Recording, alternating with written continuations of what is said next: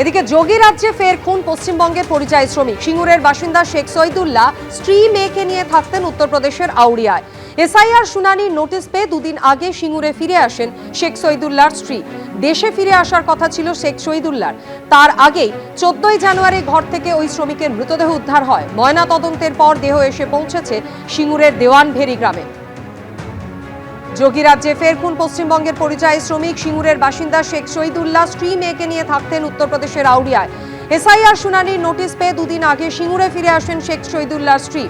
রাজ্যে ফিরে আসার কথা ছিল শেখ শহীদুল্লাহরও। তার আগেই 14 জানুয়ারি ঘর থেকে ওই শ্রমিকের মৃতদেহ উদ্ধার হয়।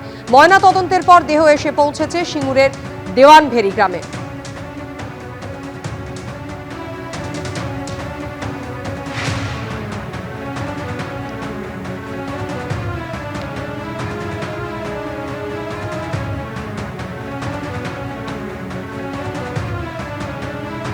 ঠিকই ঘটনা ঘটেছে, আরো বিস্তারিত আমাদের জানাবেন প্রতিনিধি সোমনাথ মিত্র আমাদের সঙ্গে রয়েছেন। সোমনাথ, পরিবারের কি অভিযোগ?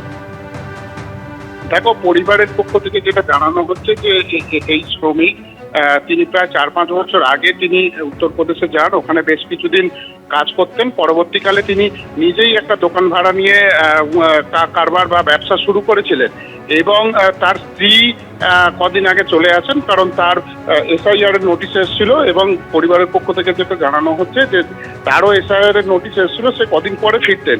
কিন্তু হঠাৎই পরিবারের কাছে খবর আসে যে তার ঘর থেকে মৃতদেহ উদ্ধার হয়েছে। তার পরবর্তীকালে তারা জানতে পারে যে তাকে খুন করা হয়েছে এবং তার যে মারা গেছে সেই পরিযায়ী শ্রমিক, তার মায়ের যেটা দাবি যে সে বাঙালি, ওখানে ব্যবসা করতো। ওখানকার যারা খুন করেছে তারা কখনোই এটা মেনে নিতে পারছিল না যে একজন ভিন রাজ্য থেকে এসে সেখানে ব্যবসা করবে। এই কারণ থেকেই তার ছেলেকে খুন করা হয়েছে, এমনটা কিন্তু তার মা আমাদেরকে জানিয়েছেন।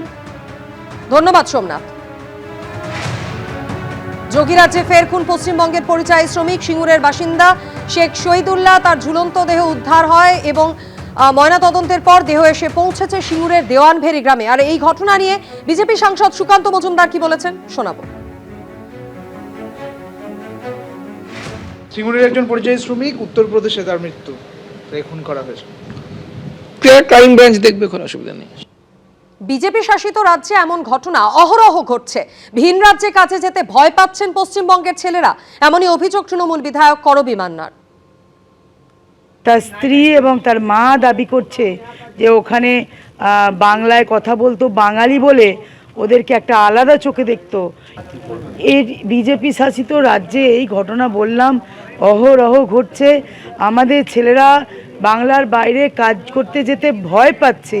বাংলায় কথা বললে তারা আতঙ্কিত, ভীত, সন্ত্রস্ত। তার প্রমাণ আজকে আমরা এখানে এসে পেলাম। জীবিত দম্পতিকে মৃত দেখিয়ে ভুয়ো ওয়ারিশন সার্টিফিকেট ইস্যু করার অভিযোগ উঠল তৃণমূল পরিচালিত পঞ্চায়েত প্রধানের বিরুদ্ধে। অভিযোগ সামনে আসতেই শোরগোল পড়ে গেছে অশোকনগরের শ্রীকৃষ্ণপুর গ্রাম পঞ্চায়েতে। জমি হাতানোর লক্ষ্যে ষড়যন্ত্র করা হয়েছে বলে পঞ্চায়েত প্রধানের বিরুদ্ধে পুলিশে অভিযোগ দায়ের করা হয়েছে। পাল্টা সই জালের অভিযোগ করে আইনের দ্বারস্থ হয়েছেন অভিযুক্ত প্রধান বলে দাবি করা হয়েছে পুলিশ সূত্রে। আমি এবং আমার স্ত্রী জীবিত আছি, কিন্তু আমাদের মৃত বানিয়ে প্রধান অন্য লোকের নামে ওর জমি হস্তান্তর করে দিয়েছে। জমি হাতাতে বৃদ্ধ দম্পতিকে মৃত বানিয়ে দেওয়ার অভিযোগ। নিঃসন্তান স্বামী স্ত্রীর জমি হাতাতে এক ব্যক্তিকে ছেলে সাজিয়ে তৈরি করা হলো ভুয়ো ওয়ারিশন সার্টিফিকেট। উত্তর 24 পরগনার অশোকনগরে সামনে এলো এমনই চাঞ্চল্যকর অভিযোগ। স্থানীয় বাসিন্দা রাবিয়া বিবি বান্দা ও তার স্বামী ফতেজান বান্দার অভিযোগ, তাঁদের জমি হাতাতে পুরো পরিকল্পনা সাজিয়েছেন তৃণমূল নেতা ও শ্রীকৃষ্ণপুর গ্রাম পঞ্চায়েতের প্রধান রফিকুল হাসান। সিরাজুল হক নামে স্থানীয় এক ব্যক্তিকে ছেলে হিসেবে সাজিয়ে ওই দম্পতির সমস্ত সম্পত্তির ওয়ারিশ হিসেবে দেখানো হয়েছে পঞ্চায়েত থেকে দেওয়া সরকারি শংসাপত্রে। ওয়ারিশন সাজিয়ে সার্টিফিকেট দিয়েছে। এটা করেছে প্রধান হচ্ছে রফিকুল হাসান ওরফে জুজু। এই বিষয়ে তদন্ত চেয়ে বারাসাত পুলিশ জেলায় অভিযোগ দায়ের করেছেন ওই বৃদ্ধ। এই বিষয়ে আমরা এসপি ম্যাডামকে জানিয়েছি, ডিএম কে জানিয়েছি, এনার নিঃসন্তান। এরপর আমরা বারাসাত কোর্টে মামলা করব। যাকে ছেলে সাজানো হয়েছে সেই সিরাজুল হকের পরিবারও অভিযোগের আঙুল তুলেছে তৃণমূলের পঞ্চায়েত প্রধানের দিকেই। এটা ভুলবশত হয়ে গেছে। কাদের ভুল? আপনার ভুল না প্রধানের ভুল? প্রধানের ভুল। প্রধান দিয়েছে। প্রধানের তৃণমূল প্রধান আবার দাবি করেছেন তার সই জাল করে ওই ওয়ারিশন সার্টিফিকেট বের করা হয়েছে। সম্পূর্ণ ভুল এবং মিথ্যা অভিযোগ।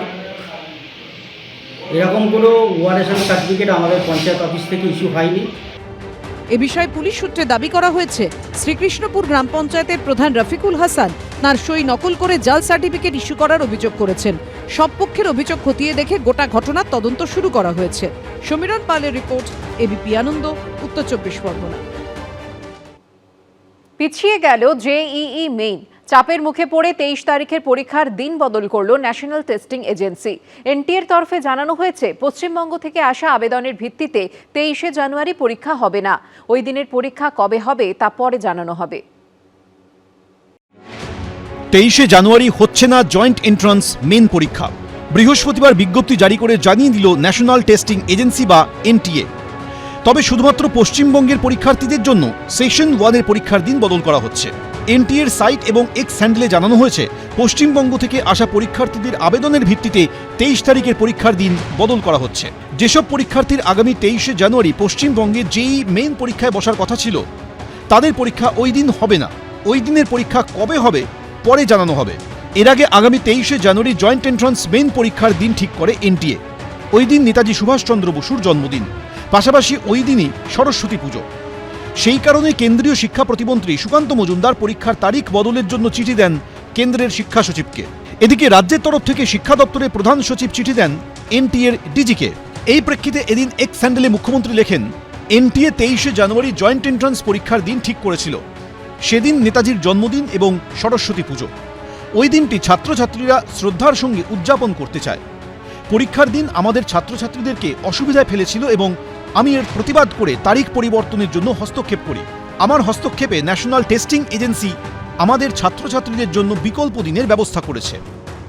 নেতাজির জন্মদিনে এরকম জয়েন্ট পরীক্ষার ফেলা, তো এটা আমার মনে হয় যে এটা শুধু এর পেছনে যদি কোনো গূঢ় রাজনৈতিক উদ্দেশ্য থাকে সেটা তাঁরাই বলতে পারবেন, যে নেতাজি জন্মদিনকে এইভাবে অবহেলা করা বা তাচ্ছিল্য করা বা এইটা তাদের আছে কিনা বুঝতে পারছি না আমরা। কিন্তু আমরা যেহেতু ধারাবাহিকভাবে বাঙালি মনীষীদের একটা অপমান আমরা দেখতে পাই কেন্দ্রীয় বিজেপি নেতাদের কথাবার্তায়, এটা তারই একটা মানে এক্সটেনশন কিনা, সম্প্রসারণ কিনা, সেটা ভাবার বিষয়। এনটিএর এক্স হ্যান্ডেলে জানানো হয়েছে, পরীক্ষার দিন বদল নিয়ে কিছু জানার থাকলে এক্স হ্যান্ডেলে @NTA_হেল্প ডেস্কে সরাসরি বার্তা পাঠানো যাবে।